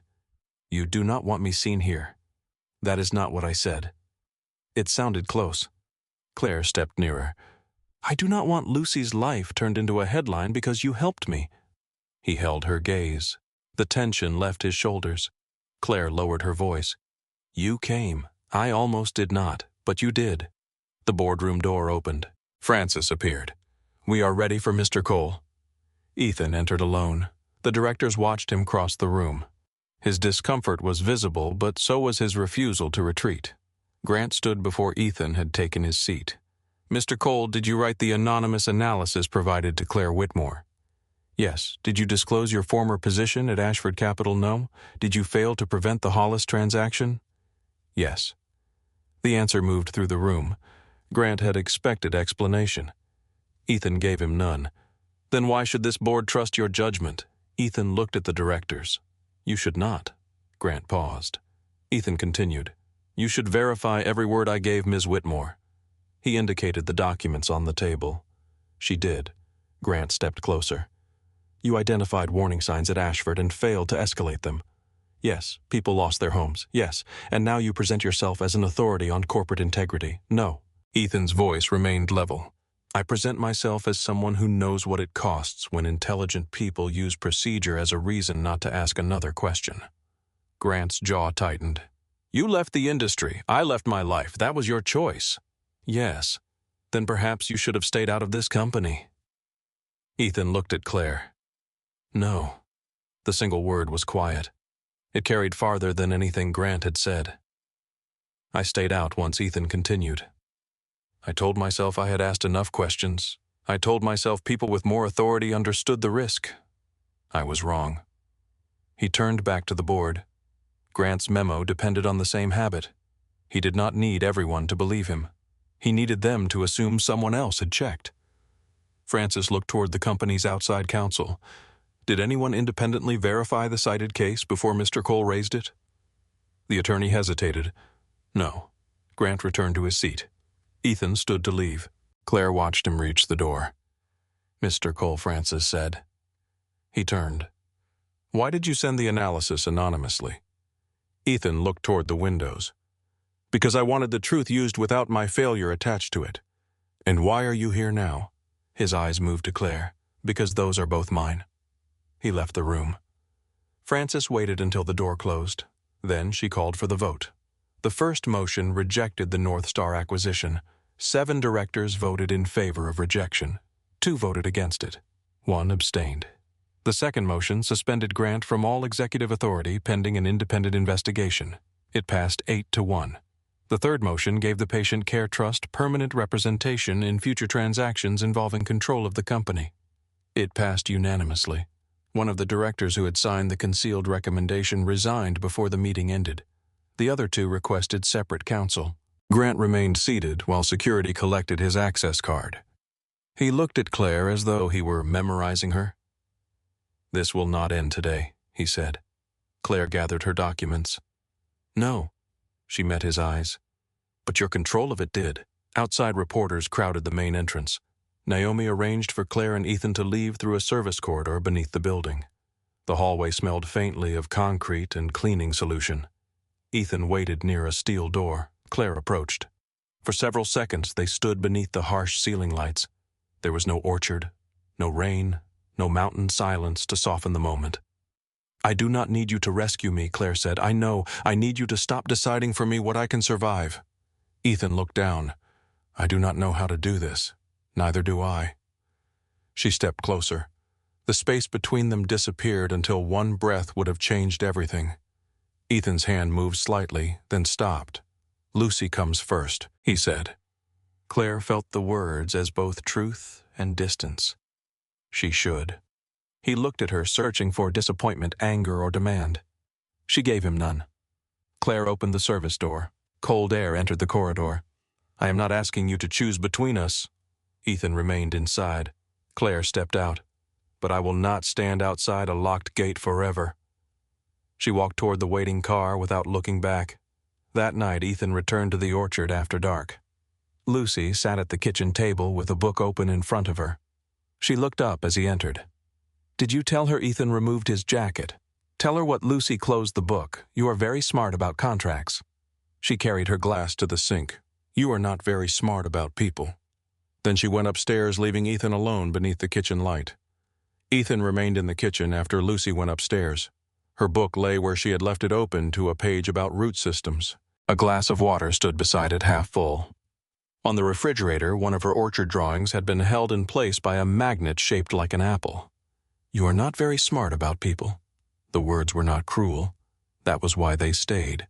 Ethan turned off the kitchen light and stood in the darkness looking through the window toward the orchard. The trees were bare against the night sky. Beyond them, the fence line disappeared into shadow. For years, he had believed the fence protected what remained of his life. It kept animals out. It marked the land. It gave Lucy a boundary she could understand. But a fence could also become an excuse. A man could stand behind one long enough to forget that gates were built to open. Upstairs, Lucy's bedroom door closed. Ethan placed both hands on the kitchen counter. Claire's final words returned to him. "I will not stand outside a locked gate forever." He knew she was not asking him to abandon Lucy. She had never asked that. She had done the opposite. She had protected Lucy from cameras before protecting herself from humiliation. Still, fear had translated her closeness into danger. Fear had always been good at changing the names of things. It called silence caution. It called distance responsibility. It called loneliness peace. Ethan remained at the counter until the house became quiet. Then he took Nora's photograph from the wooden box and placed it beside Lucy's drawing on the refrigerator. He did not put it away again. 3 weeks passed. The investigation into Grant Mercer moved faster than Claire expected. The independent auditors arrived at Blue Ridge Family Health on a Monday morning with temporary access cards and a list of accounts Grant had controlled for 6 years. By Wednesday, they had found payments to consulting companies that did not appear in any approved budget. By Friday, they had identified communications between Grant and North Star executives dating back nearly 18 months. Some messages were cautious, others were not. In one, Grant described the founder's stewardship provision as an obstacle that could be managed if the incoming chief executive remained focused on operations. In another, a North Star executive asked whether Claire would resist the closure of rural clinics. Grant replied that she would resist until the financial pressure became personal. Claire read that sentence alone in her office. Outside the glass walls, employees crossed the corridor carrying folders and coffee. The company continued moving around her as if nothing had changed. She read the sentence again. Grant had not underestimated her intelligence. He had underestimated the point at which she would stop needing approval. Naomi entered without knocking. The auditors are referring part of the file to state investigators. Claire closed the message. Criminal possibly. Misuse of corporate funds, undisclosed compensation, false statements to the board. How long? Long enough that none of us should build our lives around the outcome. Claire leaned back. That sounds like advice. It is an observation. Naomi placed another folder on the desk. The directors who signed the concealment recommendation have formally resigned. All 3, yes. And Grant, his attorneys, requested a settlement meeting. Claire looked toward the city. What do they want to avoid public findings? And what do we want Naomi sat across from her? The truth on the record. Claire nodded. Then they know the answer. Naomi did not leave immediately. Have you spoken to Ethan? No. Has he spoken to you? No. Naomi studied her. You are both remarkably committed to making simple things difficult. Claire looked at her. When did you become an expert in simple things? I am not. That is why I recognize them. She stood and walked toward the door. Naomi. She turned. Thank you. Naomi accepted the words with a small nod. Do not make me wait another 11 years to hear that again. After she left, Claire picked up her phone. Ethan's name remained near the top of her messages. She opened their last exchange. 7:30. I will be the one dressed like I work for a living. She could still hear his voice in the service corridor. I do not know how to do this. Claire understood the answer because it was also hers. Knowing that did not make waiting easier. She locked the phone and returned to work. Rejecting North Star had saved the company from one kind of danger. It had not solved the problems Grant used to justify the sale. The rural clinics still needed equipment. The company's scheduling software still failed during high-volume periods. Several doctors were approaching retirement. 2 locations had roofs older than the nurses working beneath them. Claire began each morning with a new list of decisions that would disappoint someone. She cut executive bonuses, including her own. She delayed the renovation of the Charlotte headquarters. She ended 3 consulting contracts that produced elegant reports and no measurable improvement in patient care. The board protested when she proposed selling one of the company's unused administrative properties. Claire listened, answered every question, and continued.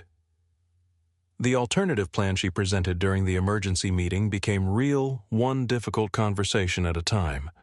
A non-profit hospital network agreed to share specialists with 4 rural clinics. The Patient Care Trust received a permanent seat in strategic reviews. Clinic directors began attending operational meetings that had previously included only executives. At the first meeting, a nurse manager from Eastern Tennessee raised her hand. "The new staffing model looks efficient on paper," she said. "It will not survive flu season." The room became quiet. Under Grant, the comment would have been redirected to a regional manager and forgotten. Claire looked at the nurse. "Show us where it fails." The woman walked to the screen. For 20 minutes she explained what the model ignored. Travel time, training delays, the difference between an empty position and an available person. Claire listened. The model changed. It was not a dramatic victory. No one applauded. The stock value did not rise by morning. But 2 months later, patient complaints at that location fell. Claire printed the report and placed it in her desk drawer. Not every important result needed to be displayed in a board presentation. Some changes were visible only in what stopped going wrong.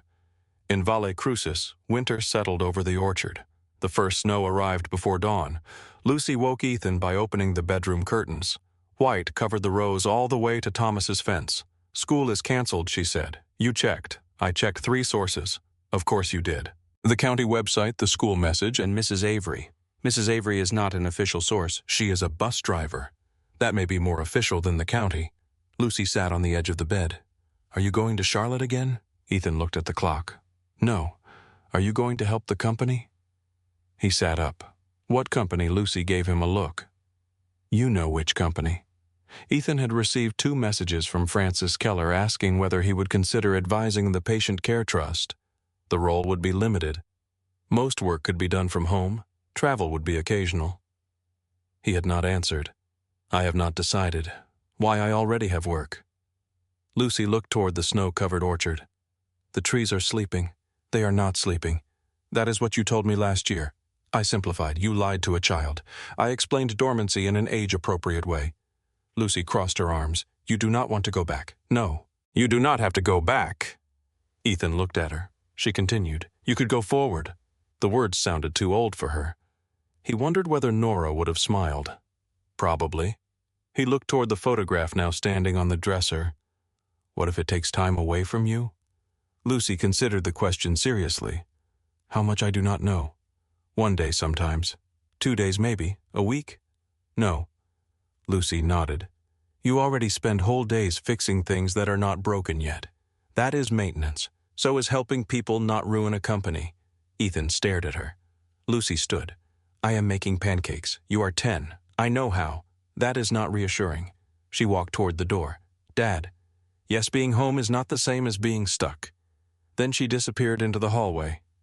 Ethan sat in bed listening to cabinets open downstairs. A pan struck the floor. He got up quickly. The pancakes survived. The first 3 were burned. The 4th was raw in the middle.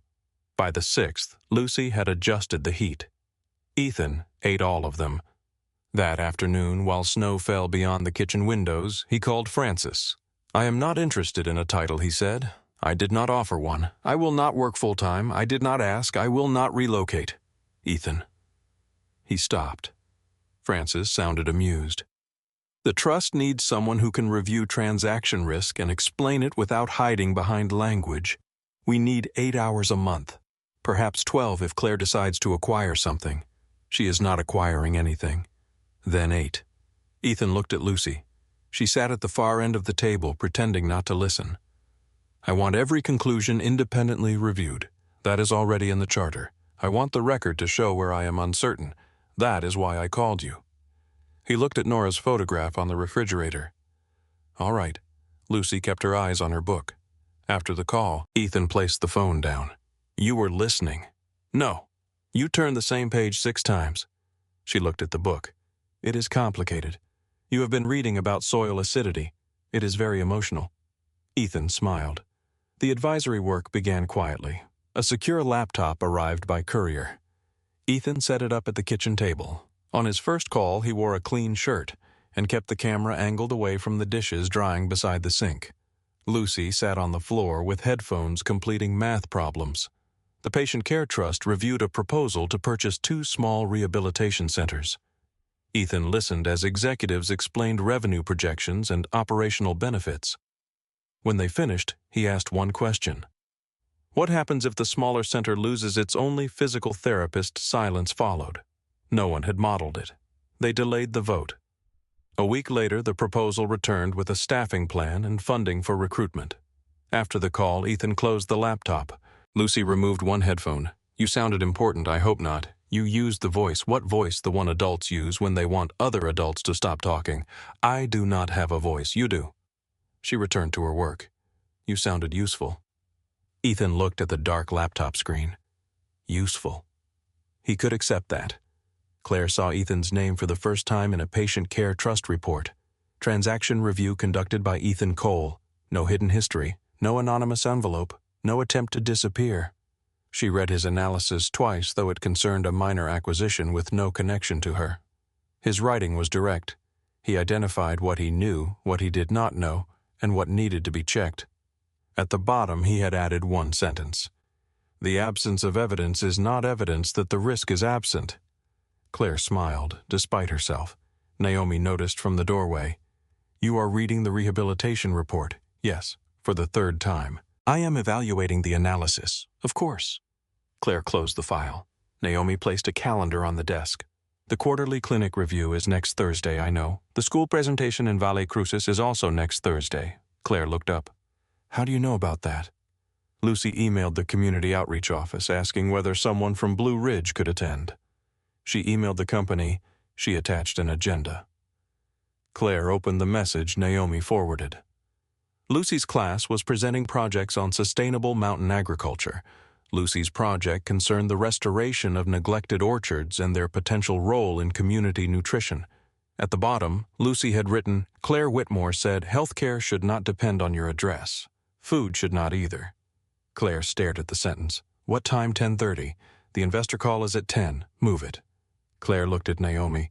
You say that as though investors enjoy being moved. They enjoy speaking to the chief executive. They will survive speaking at noon. Claire glanced at her calendar. The practical answer was to send a community outreach representative. The efficient answer was to record a short message. The familiar answer was to promise another visit. Claire moved the call. Thursday morning fog covered the highway into the mountains. Claire left Charlotte before 7. At 9:48, one of the largest investors in the company called her directly. We need 20 minutes before the market opens, he said. I am unavailable until noon. This concerns the bond proposal. Then Naomi can begin the discussion. We need the CEO. You have her at noon. There was a pause. Claire could hear his surprise. She had trained people to expect immediate access. They believed her availability was proof of commitment. Noon, she repeated. She ended the call. Valle Crucis Elementary occupied a low brick building beside a field edged with pine trees. Claire arrived as parents and teachers entered the gymnasium. She chose a chair in the back row. Children stood beside poster boards decorated with photographs, drawings, and handwritten labels. Lucy was near the front. Her display showed the orchard in 3 stages: neglect, restoration, renewal. Small diagrams explained soil drainage, pollination, and the value of planting more than one apple variety. Ethan stood near the wall holding 2 paper cups of coffee. He saw Claire. For a second, neither moved. Then he crossed the gym and offered her 1 cup. You came. She invited the company. She invited you. Claire accepted the coffee. You knew I helped her find the email address. That feels like interference. It was technical support. They stood side by side while Lucy began her presentation. She spoke clearly, though her hands tightened around her note cards. An old orchard can look dead in winter, she said, but some trees are still alive under the bark. Before removing them, you should check. She demonstrated by scratching a branch to reveal green wood beneath. If it is green, the tree may recover. If it is brown all the way through, you plant something new. Lucy looked toward Ethan, then toward Claire. You do not save an orchard by pretending nothing died. You save it by knowing what is still alive. Claire felt Ethan become still beside her. Lucy finished by describing a plan for the unused land between the Cole orchard and Thomas's property. She proposed heritage apple trees, a teaching garden, and a small outdoor space where local children could learn about food and soil. The audience applauded. Lucy returned to her display. A teacher stopped Ethan to ask a question. Claire approached Lucy alone. "That was very good. I forgot one sentence. No one knew. I knew." Claire smiled. "That never goes away." Lucy looked toward Claire's phone. It had vibrated twice during the presentation. Claire had not checked it. "You came even though your phone rang, yes. Was it important?" "Probably." Lucy considered the answer. Then she handed Claire a folded copy of the program. On the back, written in careful pencil, were 8 words. "You came even though your phone rang." Claire looked at her. Lucy had already turned to answer a classmate's question. Claire folded the program and placed it inside her coat pocket. It remained there for months. After the presentation, Ethan walked Claire to her car. Snow remained in thin patches beneath the trees, but the road was clear. "You moved a meeting," he said. "How do you know?" "You checked the time 4 times before Lucy started. I was checking whether we began on schedule. You hate being late. I hate other people being late." Ethan looked at her. Claire rested one hand on the car door. "How is the trust work, Small?" "That was not what I asked. It is good." The admission seemed to cost him something. Claire waited. "I forgot that work could prevent harm without becoming the center of everything." She nodded. "You were good in the report. You read it. It crossed my desk. It concerned 2 rehabilitation centers. I read everything. So I have heard." Silence opened between them. It was not the easy silence of the cafe. There were unfinished words inside it. Ethan looked toward the school entrance where Lucy was showing Thomas her display. "I am sorry," he said. Claire looked back at him. "For what?" "For deciding that protecting Lucy required keeping everyone else outside. She closed the car door without getting in. And then for deciding you would eventually ask me to become someone I could not be. I never asked you to return to Charlotte, I know. I never asked you to leave the orchard, I know. I never asked you to choose me over Lucy." "I know." Claire's voice softened. "Then what exactly were you afraid of?" Ethan looked at the mountains beyond the school roof. "That I would want something I could lose." The honesty removed every easy reply. Claire stepped closer. "You can lose things whether you want them or not. I know. No, you know how to survive after loss. That is not the same as knowing how to live before it." Ethan's eyes met hers. A school bell rang inside the building. Doors opened. Children entered the hallway. The private moment became part of the ordinary morning. Claire touched his hand once. Not a promise, not forgiveness. A beginning. Then she got into the car and drove back to Charlotte for the noon call. Spring approached slowly. The orchard changed first at the tips of branches. Small buds appeared where the wood had seemed empty. The creek rose with melting snow. Grass returned along the fence. Thomas began spending more afternoons outside. He claimed his doctor had ordered exercise. Lucy claimed walking to the mailbox did not count. Claire visited on a Wednesday instead of a weekend. She found Thomas sitting on the low stone wall near his garden. A cup of tea rested beside him. He lifted a second cup when she approached. "You planned this, I hoped. That is planning with plausible deniability. You sound like a lawyer. You trained me." She sat beside him. For a while they watched Ethan and Lucy mark new planting rows across the orchard. Claire held the warm cup between her hands. "You knew who he was." Thomas looked toward the trees. "Enough." When 3 months after he arrived, How an old colleague called. He had heard Ethan left Charlotte and moved somewhere near Boone. "And you said nothing. He did not want to be found. That was not your decision." "No." Claire waited. Thomas accepted the rebuke. "You should have told me when I started going over there. If I had, you would have researched him. That is what responsible people do. That is what frightened people do when they want information to make the choice for them." Claire looked at him. "You manipulated me, a little. Do not look pleased. I'm trying not to." She drank the tea. The garden smelled of damp soil. "What did you mean?" Claire asked. When you said he needed a wife." Thomas turned the cup in his hands.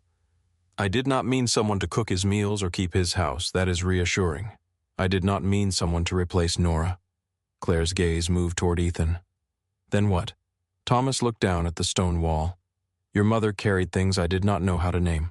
Fear, doubt. The practical details I considered too small until they became too large. She did not carry them for me. She carried them with me. He looked at Claire. Ethan had forgotten that strength could be shared. Claire was quiet. Why send me? Because so had you. The answer did not surprise her. It still hurt. You could have explained that. You would have found a reason not to go. You do not know that. Thomas raised an eyebrow. Claire looked away. Across the field, Ethan drove a stake into the earth. Lucy checked the distance to the next row with a tape measure. You were right, Claire said. Thomas did not smile. He nodded once. That helped. She set down the cup. The unused parcel needs to be sold. Thomas looked at her. To Ethan, he submitted an offer through an attorney. You knew Naomi brought it to me. Conflict, I removed myself from the process. The board's property committee obtained 2 independent valuations, and he offered market price. Thomas looked toward the land between their properties. What will he do with it? Ask him. Claire found Ethan near the eastern orchard row. 3 young trees lay beside shallow holes, their roots wrapped in damp cloth. Lucy had gone inside to retrieve more stakes. Ethan pressed soil around the base of the first tree. Claire stopped beside him. You made an offer on the company parcel. He continued working. I did. You could have told me. You removed yourself from the process. That was legally required. It was also wise. What are you planning? Ethan sat back on his heels. Heritage apples, a teaching garden, maybe a small building for school groups if the county approves it. Lucy's project. She has revised it 12 times. She gets that from you. She gets that from Nora. Claire crouched beside the tree. What do you need the company for? I do not. The answer was immediate. Claire looked at him. Ethan continued. The trust has a community nutrition grant. The orchard could host programs, but the land remains mine. No company control. No personal favor. You have thought this through. I try to. Claire picked up a handful of loose soil. Why now? Ethan pressed the earth around the roots. Because I am tired of maintaining a boundary no one needs. The wind moved softly through the bare branches. Claire looked toward the old fence separating the parcel from Ethan's orchard. You mean the property line? Ethan met her eyes. Mostly. The sale closed 6 weeks later. Ethan did not negotiate the price. Claire did not attend the signing. Naomi placed the completed transfer document on her desk without comment. Claire read it once. The land between Ethan's orchard and Thomas's property now belonged to Ethan. That afternoon, workers removed 2 sections of old fence. They left the posts but opened a wide path between the fields. Lucy walked through it first. She carried a rolled map beneath one arm and called for Thomas to follow. He complained about the mud and followed anyway. The orchard education project began with 6 rows of young trees. Thomas contributed historical maps. Lucy designed the irrigation channels. Ethan handled the construction plans. Claire arranged for Blue Ridge Family Health to provide a nutrition program through the Patient Care Trust. She insisted every agreement pass independent review. Ethan insisted on the same thing. Their caution no longer felt like distance. It felt like respect. Claire visited more often. Sometimes she arrived on Friday night and left before sunrise Monday. Sometimes she came for a single afternoon between meetings. She did not pretend the drive was convenient. Ethan did not pretend her work was simple. They learned each other through ordinary details. Claire needed silence before her first cup of coffee. Ethan read contracts at the kitchen table after Lucy went to bed. Claire hated folding laundry, but repaired buttons with surprising skill. Ethan cooked well unless distracted, in which case he burned onions and denied it. Lucy corrected both of them. There were evenings when the 3 of them sat on the porch without speaking. There were mornings when Claire's phone rang and she answered it. Lucy learned that staying did not mean never leaving. It meant returning when you said you would. The first real conflict came in April. Claire canceled a weekend visit because of a regulatory inspection. She called Ethan from her office late Friday. I cannot make it tonight. I understand. His voice was calm. Too calm. I may come tomorrow. Do not drive exhausted. I said I may. I heard you. Claire leaned back in her chair. You are doing it again. Doing what? Making the decision for me. I told you not to drive tired. You said it like the conversation was finished. Ethan was silent. Claire closed her eyes. I am not Nora, I know. You cannot protect me from every road because she died on one. I know. No, you say that when you want the subject to end. Ethan's breath moved across the line. Lucy's voice sounded faintly in the background, asking where a measuring tape had gone. Claire lowered her voice. "I will come Sunday morning after I sleep." "All right. I need you to trust me to know when I can drive, all right. And if you are angry that I canceled, say that. I am not angry." "Ethan." He was quiet for several seconds. "I am disappointed." The word changed the conversation. Claire softened. "So am I. I wanted you here. I wanted to be there, neither tried to solve it." On Sunday morning, Claire arrived with coffee and no apology beyond the one already given. Ethan opened the gate before she reached it. Their relationship grew that way, not through perfect understanding, through correction, through the willingness to return to a difficult sentence instead of walking away from it. Still, one subject remained between them. Nora. Claire never asked Ethan to put away her photographs. She never entered the bedroom closet where Nora's box remained. She listened when Lucy told stories about her mother. But Ethan sometimes used Nora's memory as a wall without realizing it. One evening, he and Claire walked among the newly planted trees. The sun was low, turning the mountain ridges blue and gold. Ethan stopped beside a young apple tree supported by 2 wooden stakes. "Nora was the last person who knew me before Ashford," he said. Claire waited. She knew who I was before I became careful about every answer. "You think I do not know you. I think you know the man after. There is only a man after." He looked at her. Claire touched one of the support ties around the tree. "You think loving someone new means leaving part of her behind. Sometimes. I am not asking you to leave her anywhere." Ethan looked toward the orchard. Claire continued, "But I will not compete with a memory, and I will not build a life with a man who uses that memory as a locked door." His face tightened. The words were not gentle. They were honest. Claire stepped away from the tree. "I loved my mother. Losing her changed my father. It changed me. But if I used her as the reason no one could get close that would not honor her." Ethan said nothing. Claire walked toward the house. She gave him room to choose whether silence would become reflection or escape. That night, Ethan sat with Lucy on the porch steps. The air smelled of wet grass. Claire had driven to Thomas's house to sleep in the guest room. Lucy leaned against a post and read a book beneath the porch light. Ethan looked toward her. "How would you feel if Claire became a more permanent part of our lives?" Lucy continued reading. "What does permanent mean? I do not know yet. Would she move here? I do not know. Would we move to Charlotte? No. Would she stop being CEO? No.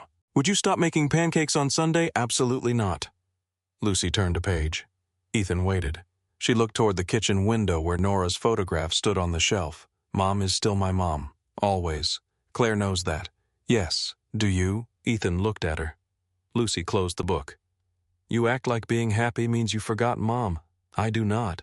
You do sometimes." The porch light hummed above them. Lucy tucked one foot beneath her. "I miss her too.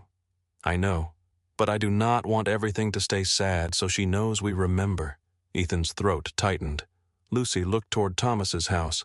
A light glowed in the upstairs guest room. "Claire leaves a lot. She has work. She comes back. Yes, she came to my presentation, yes. She asks before moving Mom's picture when she cleans." Ethan smiled faintly. "You notice that?" "I notice everything." "That is becoming clear." Lucy reopened her book. "I think you should stop making her wait by the fence."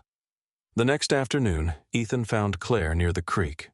She stood with her hands in her coat pockets watching water move beneath the old footbridge. He stopped beside her. "I spoke to Lucy." Claire looked toward him, and she asked whether I would stop making pancakes. A reasonable concern. She said, "You know Nora is still her mother." "I do." Ethan looked at the water.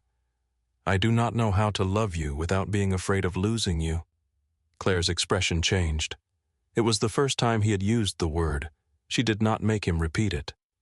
"You do not," she said. He looked at her. "You love me while being afraid." The creek moved beneath them. Claire stepped closer. "The fear does not have to disappear before your life begins." Ethan touched her face. His hand was rough and warm against her cheek.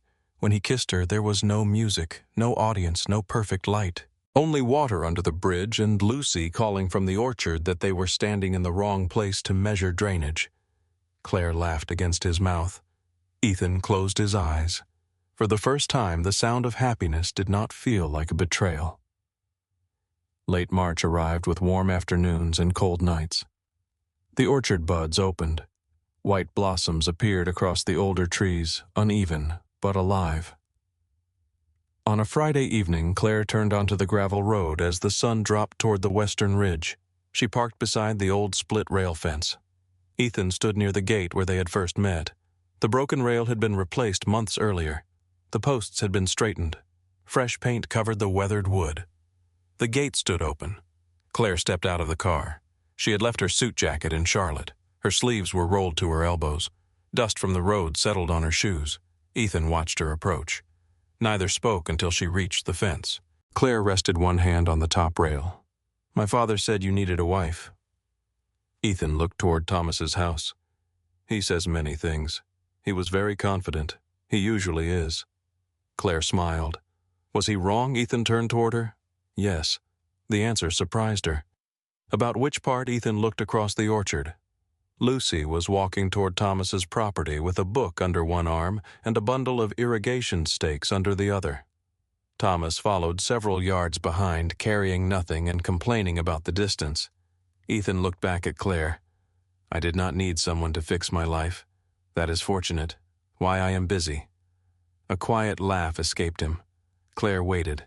Ethan placed one hand on the open gate. "I needed to become the kind of man who could ask someone to share it." The air moved through the apple blossoms. Claire's expression softened. Ethan took a breath. "Stay for dinner. I plan to. Stay for the weekend. I brought a bag." He nodded as if the next words required more courage than entering the boardroom. "And when you are ready, stay long enough for us to find out what comes after that." Claire looked at the farmhouse. The porch light had not yet come on. Through the kitchen window she could see 4 place settings on the table. Not 3. 4. She looked toward Lucy in the distance. The child did not turn around, but Claire suspected she knew exactly what was happening. Claire returned her gaze to Ethan. "I cleared Monday." He smiled. Not the small, guarded smile she had first seen beside the creek. This one reached his eyes. "That sounds serious. It is a scheduling decision." "Of course." Claire stepped through the open gate. Ethan reached for her hand. She let him take it. They walked toward the farmhouse. Halfway across the yard, Lucy called to them. "Dinner is at 6. Ethan looked at his watch. "It is 5:15. You both take too long to talk." Thomas laughed from across the field. Claire looked at Ethan. "She gets that from her mother, some of it, and the rest. Unfortunately me." Lucy disappeared through the opening in the fence. Thomas followed more slowly.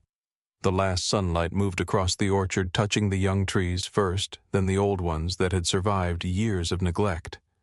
Some branches remained bare, others were covered in white blossoms. No one had pretended nothing died.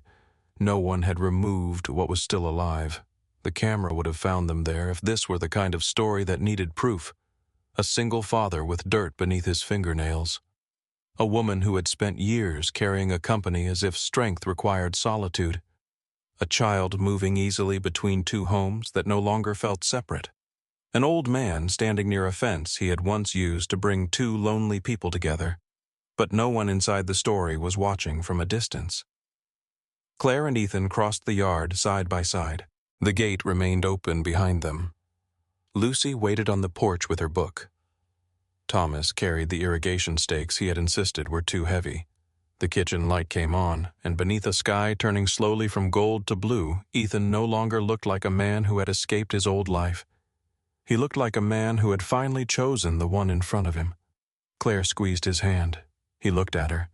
Neither needed to explain what came next. They entered the house together.